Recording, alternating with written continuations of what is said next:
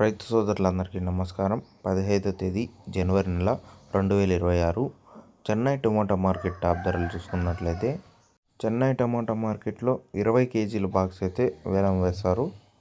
Chennai tomato మార్కెట్లో 720 రూపాయలు అయితే సూపర్ టాప్.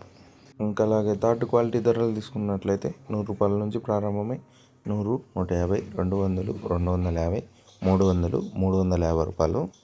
ఇంకా అలాగే సెకండ్ క్వాలిటీ ధరలు తీసుకున్నట్లయితే 350 నుంచి ప్రారంభమై 350, 400, 450, 500, 550, 600 రూపాయలు.